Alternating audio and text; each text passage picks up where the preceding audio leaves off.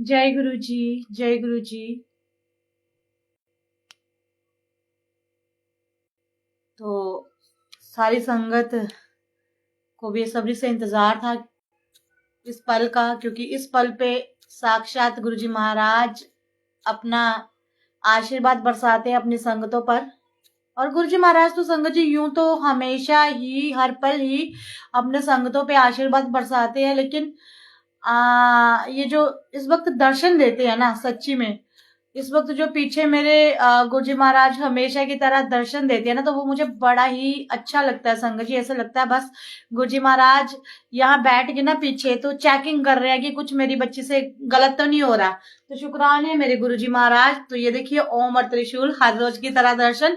और सच्ची में मैं जब ऐसे पीछे देखती हूँ, रोज ही बताती हूँ आपको, तो ऐसे बिल्कुल भी मुझे पीछे नहीं देखते दिखते गुरु जी महाराज। ओ सॉरी कैमरा हिल गया संगत जी, कैमरा हिल गया। तो ऐसे बिल्कुल भी मुझे नहीं दिखते हैं ये पीछे ना, ये जो दर्शन हो रहे हैं।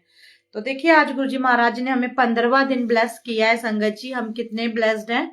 और शुक्राने हमारे सतगुरु जी महाराज जी के, जो हर पल हमारा साथ देते हैं, चाहे भले ही हम इस कक्षा में अनजान है अभी, है ना, बिल्कुल नया नया पाठ कर रहे हैं, कुछ भी ज्ञान नहीं है, लेकिन गुरु जी महाराज हमेशा हर पल साथ देते हैं, हमें सिखाने की कोशिश करते हैं। हमें देखिए एक दिन भी अभी तक उन्होंने छुट्टी नहीं करवाई है शिवपुराण में। लाइट जाने के कारण हो सकती है, लेकिन ऐसे नहीं। तो शुक्राने मेरे रब के, शुक्राने मेरे सतगुरु जी महाराज जी के, शुक्राने हमारे भोले बाबा जी के। और सबसे पहले गणपति गणेश जी के चरणों में कोटि कोटि प्रणाम है संगत जी। सारी संगतों की ओर से गणपति जी आपके चरणों में प्रणाम है। आपकी बच्ची अनुराधा की ओर से आपके चरणों में प्रणाम है। माँ सरस्वती ज्ञान की देवी आपके चरणों में प्रणाम है। और सारी गुरु संगतों के चरणों में भी मैं प्रणाम ही करूंगी, क्योंकि कहते हैं कि गुरु जी महाराज आप संगता च बसते हैं। तो जब मेरी संगतों में ही मेरे गुरु जी महाराज हैं, और जो बेसब्री से इंतजार करती हैं इस पल का कि कब अनुराधा आंटी आएगी और कब हम जुड़ेंगे, तो संगत जी इसीलिए आपके चरणों में भी कोटि कोटि प्रणाम है। ये जो आप समय देते हो ना, समय, तो ये समय कहीं ना कहीं देखिए बहुत कीमती है आज के टाइम पे। लेकिन आप समय निकालते हो खुद के लिए और मेरे लिए भी, क्योंकि अब मैं अकेली बोलती जाऊं तो मुझे अच्छा नहीं लगेगा, लेकिन जब आप लोग जुड़ते हो ना तो मुझे बहुत बहुत बहुत अच्छा लगता है। तो जितनी भी गुरु जी की संगतें जुड़ी हैं सबको प्यार भरी नमस्ते, जय माता दी, जय गुरु जी। तो सबसे पहले हम मंत्र जाप करेंगे और उसके बाद फिर हम अपना पाठ आज का शुरू करेंगे।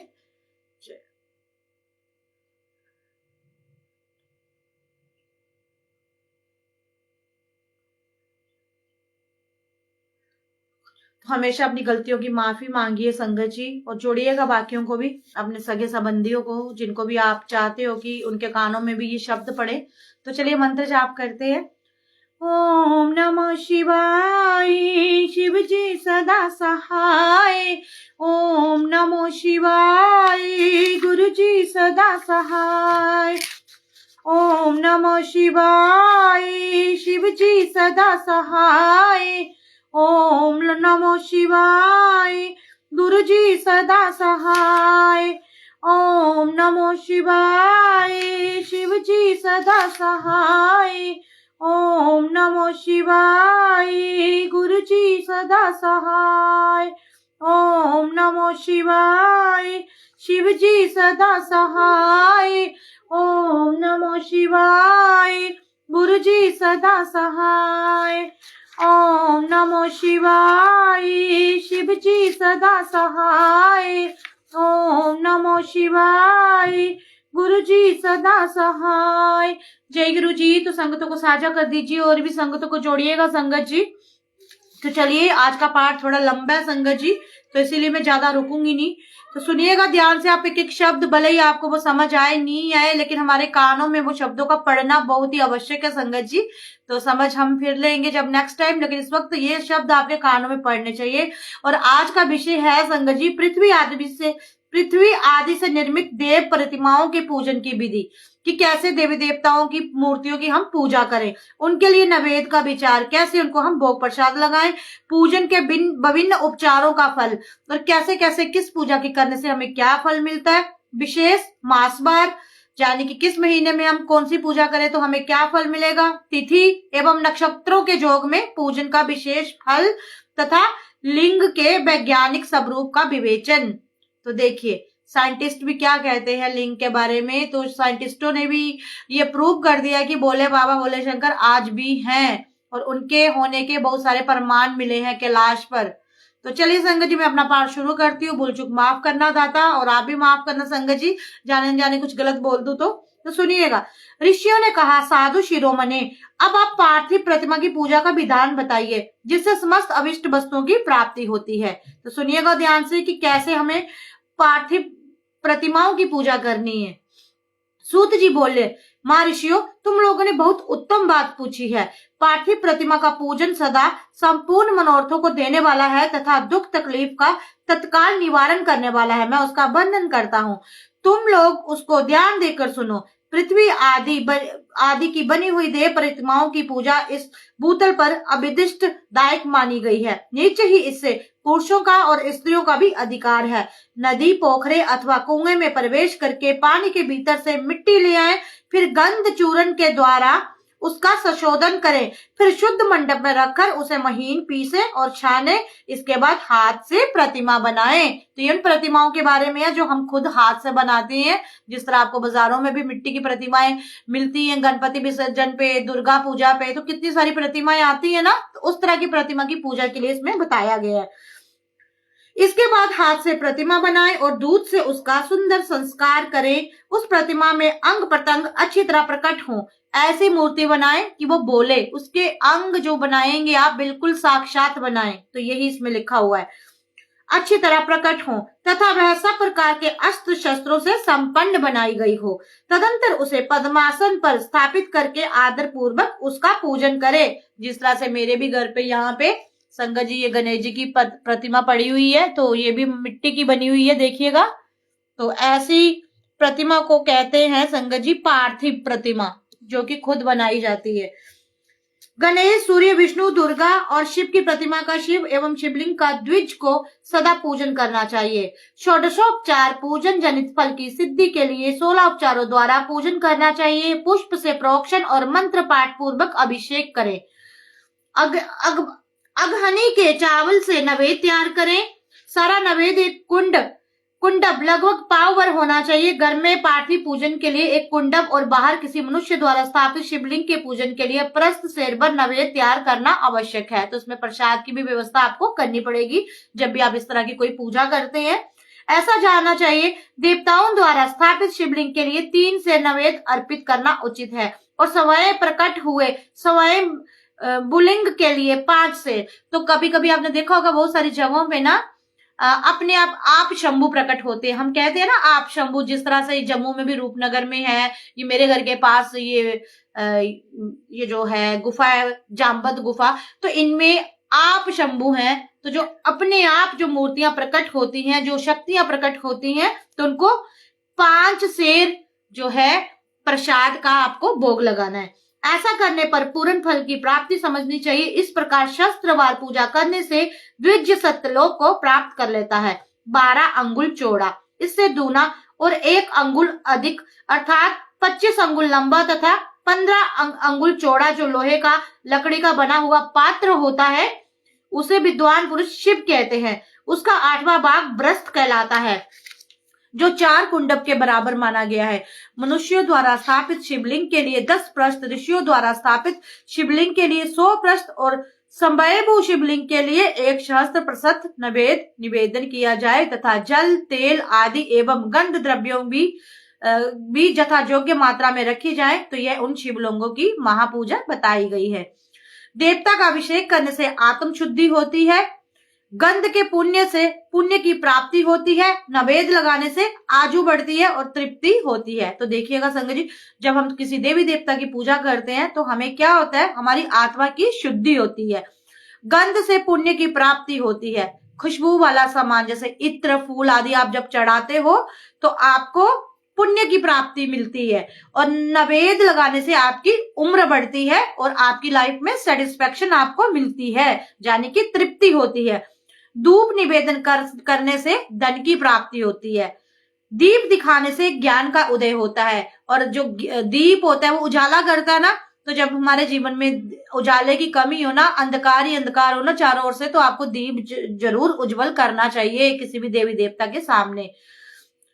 तांबुल समर्पण करने से भोग की उपलब्धि होती है, इसीलिए स्नान आदि 6 उपचारों को जतन पूर्वक अर्पित करें। नमस्कार और जप ये दोनों संपूर्ण अभिष्ट फल को देने वाले हैं, इसीलिए भोग और मोक्ष की इच्छा रखने वाले लोगों को पूजा के अंत में सदा ही जप और नमस्कार करने चाहिए। मनुष्य को चाहिए कि वह सदा पहले मन से पूजा करके फिर उन उपचारों से करे। देवताओं की पूजा से उन देवताओं के लोकों की प्राप्ति होती है तथा उनके अवंतर लोक में भी यथेष्ट भोग की वस्तुएं उपलब्ध होती हैं। अब मैं देव पूजा से प्राप्त होने वाले विशेष फलों का वर्णन करता हूँ द्विजों, तुम लोग श्रद्धा पूर्वक सुनिए। विघ्नराज गणेश की पूजा से भूलोक में उत्तम अभिष्ट वस्तु की प्राप्ति होती है। शुक्रवार को श्रावण और भाद्र मास के शुक्ल पक्ष की चतुर्थी को और शोष मास में शतभिषा नक्षत्र के आने पर विधि पूर्वक गणेश जी की पूजा करनी चाहिए। 100 सहस्त्र दिनों में 100 सहस्त्र बार पूजा करें। देवता और अग्नि में श्रद्धा रखते हुए किया जाने वाला उनका नित्य पूजन मनुष्य की पुत्र एवं अभिष्ट वस्तु प्रदान करता है। वह समस्त पापों का शमन तथा भिन्न भिन्न दुष्कर्मों का विनाश करने वाला है। विभिन्न बारों में की हुई शिव आदि की पूजा आत्मा शुद्धि प्रदान करने वाली समझनी चाहिए। बार या दिन, तिथि, नक्षत्र और जोगों का आधार है, समस्त कामनाओं को देने वाला है। इसमें बुद्धि और क्षय नहीं होता, इसीलिए उसे पूर्ण ब्राह्मण स्वरूप मानना चाहिए। सूर्योदय काल से लेकर सूर्योदय काल आने तक एक बार की स्थिति मानी गई है, जो ब्राह्मण आदि सभी वर्णों के कर्मों के आधार है। विहित तिथि के पूर्व भाग में की हुई देव पूजा मनुष्यों को पूर्ण भोग प्रदान करने वाली होती है। जय गुरु जी। यदि मध्याह्न के बाद तिथि का आरंभ होता है तो रात्रि युक्त तिथि का पूर्व भाग पितरों के श्राद्धादि कर्म के लिए उत्तम बताया जाता है। ऐसी तिथि का परभाग ही दिन में युक्त होता है, अतः वही देव कर्म के लिए प्रशस्त माना गया है। यदि मध्याह्न काल तक तिथि रहे तो उद्व्यापनी तिथि को ही देव कार्य में ग्रहण करना चाहिए। इसी तरह शुभ तिथि एवं नक्षत्र आदि ही देव कार्य में ग्रहमा होते हैं। बार आदि की बलि भांति विचार करके पूजा और जप आदि करने चाहिए। वेदों में पूजा शब्द के अर्थ की इस प्रकार योजना की गई है। पूजायते अनेन इति पूजा, यह पूजा शब्द की व्युत उत्पत्ति है। पू का अर्थ है भोग और फल की सिद्धि। वह जिसे कर्म से संपन्न होता है उसका नाम पूजा है। मनोवांछित वस्तु तथा ज्ञान ये ही अभिष्ट वस्तुएं हैं।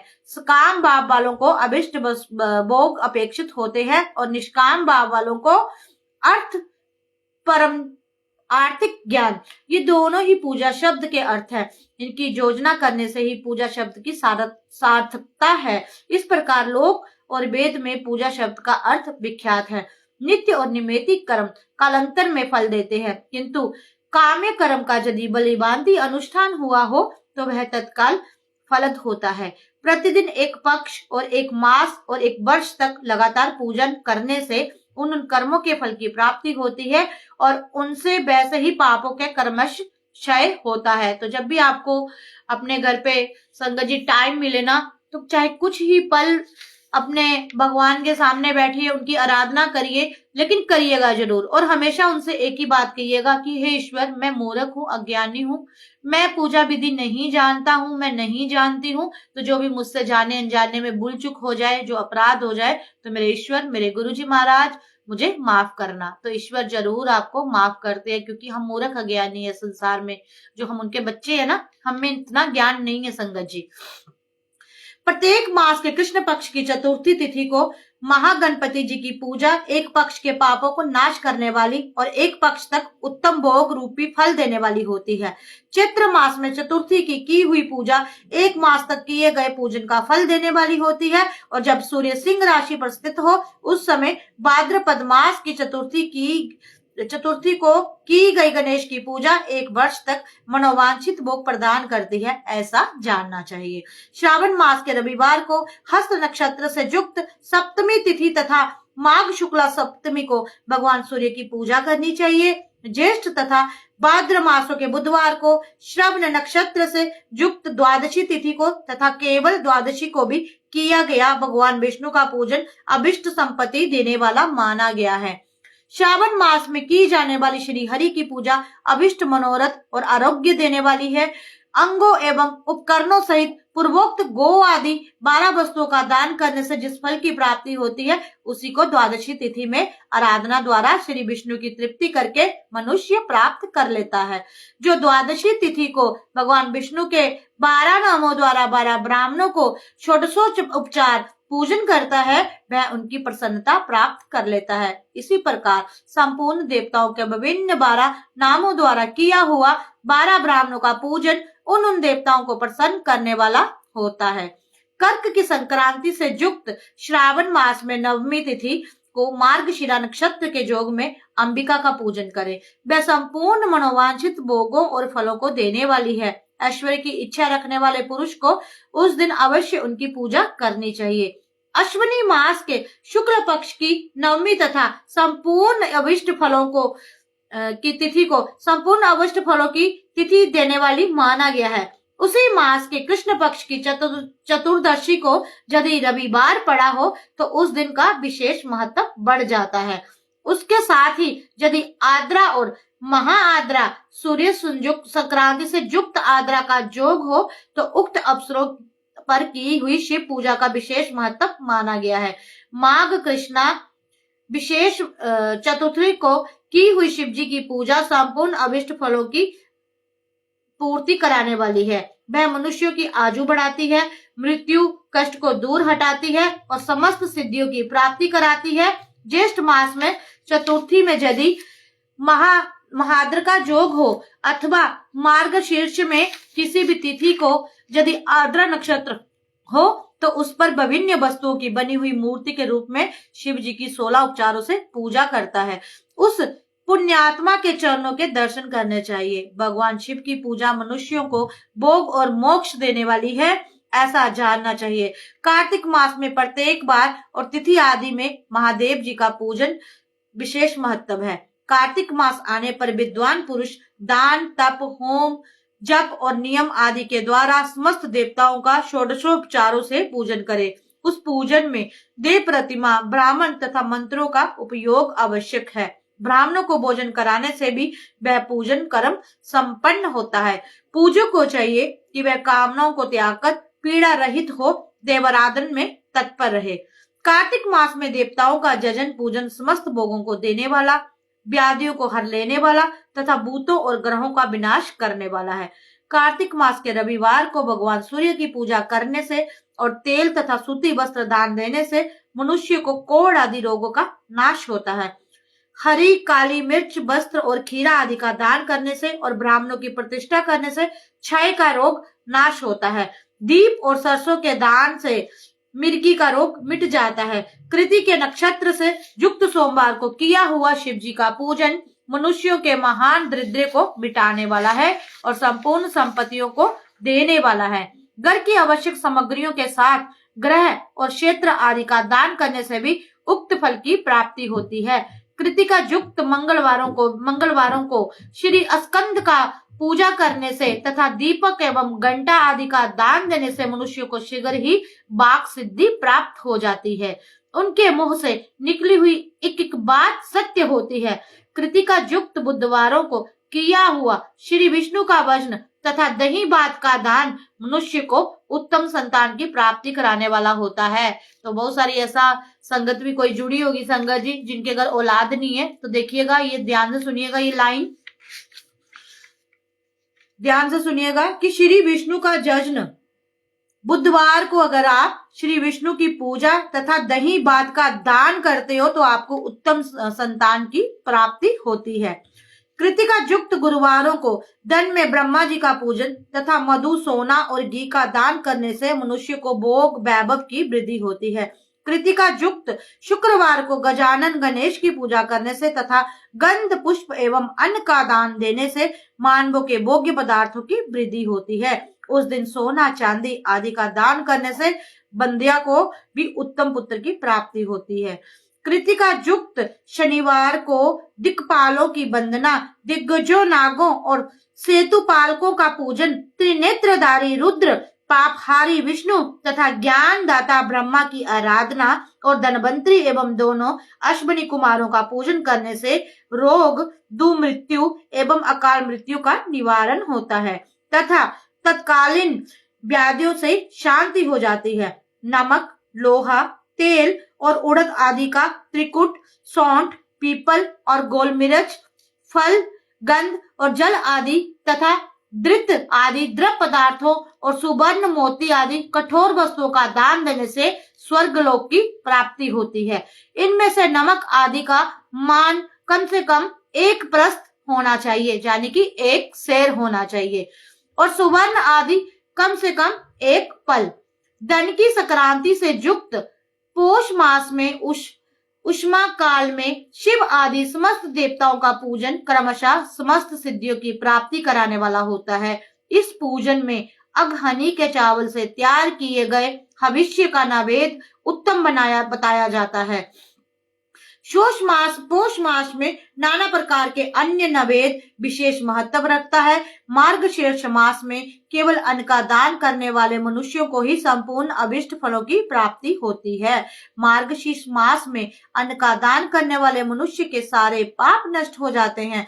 वह अभिष्ट सिद्धि, आरोग्य, धर्म, वेद का समयक ज्ञान, उत्तम अनुष्ठान का फल, इहलोक और परलोक के महान भोग, अंत में सनातन योग, मोक्ष तथा वेदांत ज्ञान की सिद्धि को प्राप्त कर लेते हैं। जो भोग की इच्छा रखने वाले हैं वह मनुष्य मार्गशीर्ष मास आने पर कम से कम 3 दिन भी उस काल में अवश्य देवताओं का पूजन करें और पोष मास को पूजन से खाली न जाने दें। उस काल से लेकर संगम काल तक ही पोष मास में पूजन का विशेष महत्व बताया गया है। पोष मास में पूरे महीने जितेंद्रिय और निराहार रहकर द्विज प्रातः काल में मध्यम काल तक वेद माता गायत्री का जप करें। तत्पश्चात रात को सोने के समय पंचाक्षर आदि मंत्रों का जाप करें। ऐसा करने वाला ब्राह्मण ज्ञान पाकर शरीर छूटने के बाद मोक्ष को प्राप्त कर लेता है। द्विजेतर नर नारियों को त्रिकाल स्नान और पंचाक्षर मंत्र के ही निरंतर जाप से विशुद्ध ज्ञान प्राप्त हो जाता है। इष्ट मंत्रों का सदा जप करने से बड़े रोगों का भी नाश हो जाता है। तो इष्ट मंत्र संगत जी कौन से होते हैं? इष्ट जो आपके कुल देवी देवता होते हैं उनके जो मंत्र होते हैं आपके इष्ट, तो उनके मंत्रों के जाप करने से भी बड़े से बड़े पापों का नाश होता है। तो जो बात मुझे समझ आती है वो मैं आपको समझा रही हूँ, बाकी सच्ची कह रही हूँ संगत जी। कोई झूठ बोले अपनी लाइफ में तो बोले, बहुत बहुत बहुत डिफिकल्ट है शिव पुराण। और शायद गुरुजी महाराज जी ने तभी इसे पढ़ने के लिए कहा है कि पंडितों द्वारा तो आप वही सुनोगे जो वो बताएंगे, है ना, आपको पता भी नहीं होगा कि बीच में क्या लिखा है। लेकिन हमें इंसानों को, आम इंसानों को पढ़ने के लिए गुरुजी ने इसीलिए कहा है ताकि आपको पता चले कि कितना कठिन कठिन इसमें जप, तप, नित्य नियम और क्या क्या दिखाया गया है। और जो मनुष्य इस शिव पुराण के अनुसार चल पड़ा तो उसकी बाबा हो जाएगी। लेकिन बहुत टफ है ये परीक्षा है एक्चुअली। शिव पुराण पढ़ना ना, सच्ची बताऊं अगर मैं अपने एक्सपीरियंस से, तो परीक्षा है। अब कोई अपने से ही बना के बोले कि नहीं जी बहुत ये है वो है, तो मैं गुरुजी माफी मांगती हूँ, बहुत कठिन तप है ये। ऐसे ऐसे शब्द हैं जो आपने कभी सुने ही नहीं है संगत जी, सच्ची में। तो ये एक तरह का ना इम्तिहान है हमारा। सारा चराचर जगत बिंदु नाद स्वरूप है, बिंदु शक्ति है और नाद शिव। इस तरह यह जगत शिव शक्ति स्वरूप ही है। नाद बिंदु और बिंदु इस जगत का आधार है। ये बिंदु और नाद, शक्ति और शिव संपूर्ण जगत के आधार रूप से स्थित हैं। बिंदु और नाद से युक्त सब कुछ शिव स्वरूप है, क्योंकि वही सबका आधार है। आधार में ही आदय का समावेश अथवा लय होता है। यह सकलीकरण है। इस सकलीकरण की स्थिति में ही सृष्टि काल में जगत का दुर्भाव होता है, इसमें संशय नहीं है। शिवलिंग बिंदु नाद स्वरूप है, अतः उसे जगत का कारण बताया गया है। बिंदु देव है और नाद शिव है। इन दोनों का संयुक्त रूप ही शिवलिंग कहलाता है। अतः जन्म के संकट से छुटकारा पाने के लिए शिवलिंग की पूजा करनी चाहिए। बिंदु रूपा देवी उमा माता है और नाद स्वरूप भगवान शिव पिता। इन माता पिता के पूजित होने से परमानंद की ही प्राप्ति होती है। अतः परमानंद का लाभ लेने के लिए शिवलिंग का विशेष रूप से पूजन करें। देवी उमा जगत की माता है और भगवान शिव जगत के पिता। जो इनकी सेवा करता है उन पर उस पुत्र पर इन दोनों माता पिता की कृपा अत्यधिक बढ़ती रहती है। वे पूजा पूजक पर कृपा करके उसे अपना आंतरिक ऐश्वर्य प्रदान करते हैं। अतः मुनीश्वरों, आंतरिक आनंद की प्राप्ति के लिए शिवलिंग को माता पिता का स्वरूप मानकर उसकी पूजा करनी चाहिए। वर्ग शिव पुरुष रूप है और वर्गा शिवा अथवा शक्ति प्रकृति कहलाती है। अव्यक्त आंतरिक अधिष्ठान रूप गर्भ को पुरुष कहते हैं और सुव्यक्त आंतरिक अधिष्ठान भूत गर्भ को प्रकृति। पुरुष आदि गर्भ है, वह प्रकृति रूप गर्भ से युक्त होने के कारण गर्भवान है, क्योंकि वही प्रकृति का जनक है। प्रकृति में जो पुरुष का संयोग होता है, यही पुरुष से उसका प्रथम जन्म कहलाता है। अव्यक्त प्रकृति से महत्ववादी के क्रम से जो जगत का व्यक्त होना है, यही उस प्रकृति का द्वितीय जन्म कहलाता है। जीव पुरुष से ही बारंबार जन्म और मृत्यु को प्राप्त होता है। माया द्वारा अन्य रूप से विकट किया जाना ही उसका जन्म कहलाता है। जीवक शरीर जन्म काल से ही जीर्ण शेवा विकारों से युक्त होने लगता है, इसीलिए उसे जीव की संज्ञा दी गई है। जो जन्म लेता है और विविध पाशों द्वारा तनाव बंधन में पड़ता है, उसका नाम जीव है। जन्म और बंधन जीव शब्द का अर्थ ही है। अतः जन्म मृत्यु रूपी बंधन की निवृत्ति के लिए जन्म के अधिष्ठान भूत मात्र पितृ स्वरूप शिवलिंग का पूजन करना चाहिए। गाय का दूध, गाय का दही और गाय का घी, इन तीनों को पूजन के लिए शहद और शक्कर के साथ पृथक पृथक भी रखें और इन सबको मिलाकर सम्मिलिता पूर्वक पंचामृत भी तैयार करें। इनके द्वारा शिवलिंग का अभिषेक एवं स्नान कराएं।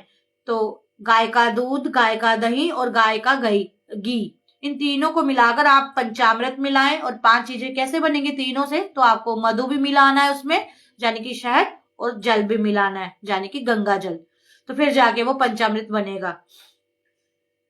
फिर गाय के दूध और अन्न के मेल से नैवेद्य तैयार करके प्रणव मंत्र के उच्चारण पूर्वक से उसे भगवान शिव को अर्पित करें। संपूर्ण प्रणव को ध्यान लिंग कहते हैं। संभयु लिंग नाद स्वरूप होने के कारण नंद लिंग कहा गया है। जंत्र या अग्रा बिंदु स्वरूप होने के कारण बिंदु लिंग के रूप में विख्यात है। उसमें अचल रूप से प्रतिष्ठित जो शिवलिंग है, वह मकार स्वरूप है, इसीलिए मकार लिंग कहलाता है। स्वारी निकालने आदि के लिए जो चर लिंग होता है, वह उकार स्वरूप होने से उक्रालिंग कहा गया है। तथा पूजा की दीक्षा देने वाले जो गुरु या आचार्य है, उनका विग्रह आकार का प्रतीक होने के कारण अक्रालिंग माना गया है।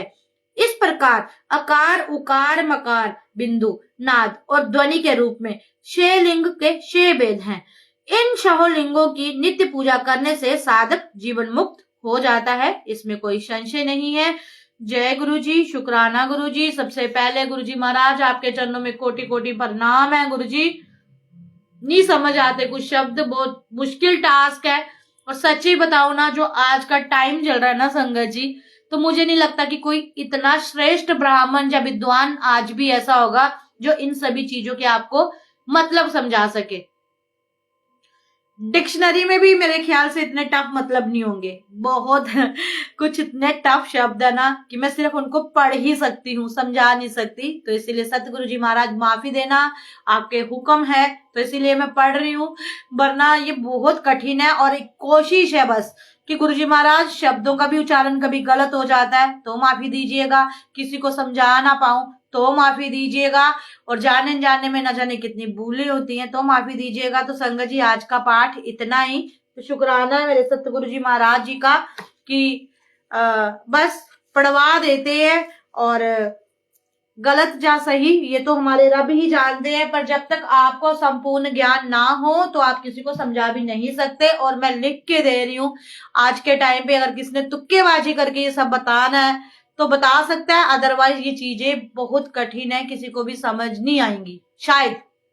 जो मेरा एक्सपीरियंस है, मेरा एक्सपीरियंस यही कहता है। तो जय गुरु जी, आप सभी के जुड़ने के लिए बहुत सारा प्यार, आपको गुरु जी महाराज जी का आशीर्वाद, और शब्दों को सुनना, शब्दों को उतारना अपने भीतर, तो ये भी बहुत बड़ी बात है संगत जी। आपने इनको उतारा है, आपने इनको सुना है और समय निकाला है। तो अंत में अगर मैं देखती हूँ ना, तो अंत में आपको यही सिखाया जाता है कि भगवान भोलेनाथ, भोले भंडारी की जितनी पूजा अर्चना करोगे आप, माँ उमा की जो हमारी पार्वती माँ है, जितनी आप पूजा करोगे, जितना जप तप करोगे, उतना ही आपको मोक्ष की प्राप्ति मिलेगी। तो इसीलिए शॉर्टकट क्यों कर दिया है सतगुरु जी महाराज ने हमें, ये कलयुग में इतनी छूट क्यों दी है भगवान ने। आपको पता है पहले बरसों लग जाते थे, सतयुग में, त्रेता में, द्वापर में कितनी कितनी सदियां लग जाती थी पूजा पाठ करने में। पहाड़ियों पे चले जाते थे परिवार के सदस्य और 100 सालों बाद अपने घर वापिस आते थे लंबी लंबी दाढ़ी के साथ, और घर वाले उनको पहचानते भी नहीं थे। तो वो तप होता था। लेकिन आज के इस घोर कलयुग में जब हम ग्रस्त जीवन में है ना, तो हमारे लिए ये जप तप करना बहुत कठिन है।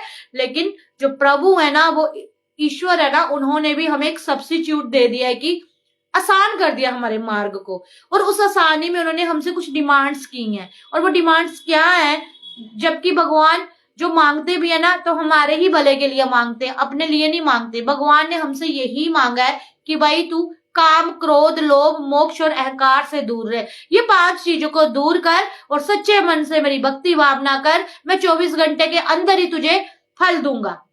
तो इतना शॉर्टकट रब ने दे दिया है। लेकिन रब भी बहुत चालाक है, सच्ची बताऊं तो। अब आप बोलोगे रब को क्यों ऐसा कह रही है, क्योंकि इन 24 घंटों में भी हम इन 5 बुराइयों से कुछ पल के लिए दूर नहीं रहते हैं। तो सबसे टफ जो टास्क है ना कलयुग में हमें दिया गया है कि ये 5 चीजें छोड़ो, रब को पाओ। ये 5 चीजें ही बहुत कठिन है। 24 घंटे में चाहे एक पल के लिए ही आपको इन 5 में से कोई पाप छू जाए, ये पाप है ना, काम, क्रोध, लोभ, मोह, अहंकार, छुएगा जरूर। साफ सुथरे नहीं हम रहेंगे, इनसे बच के नहीं रहेंगे। कुछ ना कुछ कभी किसी बात का अहम आ जाएगा, कभी हमारी काम के लिए भी हम प्रेरित हो जाएंगे। इंसान है ना, तो ये सच्चाई है। और मोह तो हमें कभी खत्म हो ही नहीं सकता मेरे ख्याल से। बीइंग ह्यूमन हम हैं ही मोहधारी हैं। और अगर हमें मोह नहीं होता तो शायद हम गुरुजी से भी नहीं जुड़ते, आप सबसे भी नहीं जुड़ते। और लोभ तो ऐसी चीज है, सब्जी वाला भी निकल रहा होगा तो हम उसको बोलेंगे किलो आलू कितने के हैं, वो बोलेगा 15 के, हम बोलेंगे 14 के दे दे, उसमें एक लालच आलू और फ्री डलवा लेंगे। तो लालच भी कभी नहीं खत्म होगा, है ना। ये सच्चाई है, ये हिडन ट्रूथ है, ये एक्सेप्ट करना है। और क्रोध तो हमारे रग रग में बसा हुआ। अभी कोई कुछ यहाँ गलत लिख देगा तो हमें क्रोध आ जाएगा। लेकिन फिर भी हम धीरे धीरे जब हम रब के रास्ते पे चलते हैं ना, होता क्या है, धीरे धीरे ये चीजें थोड़ी कम होना शुरू हो जाती है, लेकिन छूटती नहीं है। अगर छूट जाए ना तो फिर तो हम ब्रह्मलोक में ही सीधा साक्षात जाएंगे। तो छूटती नहीं है। और ईश्वर से आपको यही अरदास करनी है कि हे ईश्वर, मैं मूर्ख हूं, मैं अज्ञानी हूं, ये 5 बुराइयां मुझ में हैं, मैं इंसान हूं, और आपने इन्हीं बुराइयों को छोड़ने के लिए बोला हुआ। सच्ची में गुरुजी वहां मुस्कुरा रहे हैं संगत जी, इतनी स्माइल दी है ना गुरुजी ने, क्योंकि गुरुजी को पता है कि ये सच्चाई है। ये देखिए इतना चेहरा इनका मुस्कुराया है ना तो गुरुजी आप क्या चीज हो सच्ची में। तो प्यार से हम ना इनके प्यार में ही बस डूबे हुए हैं। तो रब ने छोड़ने के लिए यही चीजें कहा है जो हमसे छूट ना पाती कभी भी। बस कोशिश करते हैं, हम हर रोज कुछ ना कुछ करने की कोशिश करते हैं। मैं नहीं जानती कि कोई ऐसा इंसान होगा जिसमें ये भ्रांतियां नहीं होंगी। इवन आजकल तो साधु भी देख लो, आप साधु सन्यासी भी देख लो, उनके अंदर भी कोई ना कोई लालच होगा, उनके अंदर भी क्रोध है, उनके अंदर भी अग्नि है, ज्वाला है, काम है, सब कुछ है। कितने ऐसे दिखते हैं। तो जो शांत है, जिसमें ये बुराइयां नहीं है, तो वो इस धरती पे हमें दिखेगा ही नहीं। वो गायब है, वो कहीं छुपा हुआ है, वो शून्य है, वो शिव जी में मिला हुआ है, वो दिखेगा ही नहीं ऐसा इंसान। हम तारीफें कर सकते हैं, हम अच्छा बोलते हैं तो हम किसी की तारीफ करेंगे कि वो अच्छा है, वो नेचर अच्छा है, लेकिन हम ये गारंटी नहीं ले सकते कि उसके मन में, उसके भीतर ये 5 भ्रांतियां नहीं है। चाहे वो अपने बच्चे को लेके होगा, चाहे अपने पति को लेके होगा, चाहे पड़ोसन को लेके होगा, चाहे माँ बाप को लेके होगा, ये 5 चीजें हमारे भीतर हैं और रहेंगी। ये कम हो सकती हैं, लेकिन जब तक हम इंसानी चोले में हैं ये छूट नहीं सकती। क्यों? क्योंकि हम इंसान हैं। इसकी जीती जागती मिसाल है हमारे सतगुरु जी महाराज। और सतगुरु जी महाराज ये बिल्कुल बात जानते थे कि जो चीजा मैं इन्हां नूं छड्डण लई किया ना, ते कदी छड्डणगे नहीं। ये किसी ने छड्डिया होंदिया ते अज उन्हां दी कुर्सी खाली ना होंदी। उत्थे आप गुरु जी महाराज किसी ना किसी नूं बिठांदे। संगत जी, आज तक आपने कोई ऐसी गद्दी देखी है जो खाली हो? कोई भी गुरुजी जब अपना चोला छोड़ते हैं, अपना शरीर त्यागते हैं, तो उनकी जगह कोई ना कोई और सेकंड पर्सन जरूर लेता है। लेकिन हमारे सतगुरु जी महाराज जी की गद्दी ऐसी क्यों है? इसीलिए क्योंकि गुरुजी सब जानते थे, सब जानते हैं और सब उनको पता है। तो ये बिगेस्ट एग्जाम्पल है कि मनुष्य जो है, इंसान है, वो ऐसा ही रहेगा। चीजें कम हो सकती हैं लेकिन छूटेंगी नहीं। तो जय गुरु जी। बहुत ज्यादा टॉपिक हो गया, तो रात को मिलते हैं फिर से। प्यार भरा जो माहौल है गुरु जी की कक्षा में आज भी बनाए रखना है। जिन भी संगतों को जुड़ना होगा तो रात को जुड़िएगा लाइव में। तो तब तक के लिए आप सबको बहुत सारा गुरु जी महाराज जी का आशीर्वाद। और भले ही ये शब्द हमारे कानों में पड़ रहे हैं ना संगत जी शिव पुराण के, तो इनको आप आगे साझा करते जाया करें ताकि औरों के भी कानों में ये शब्द पड़े। तो चलिए संगत जी, मिलेंगे रात को 10 बजे। जय गुरु जी। हर हर महादेव।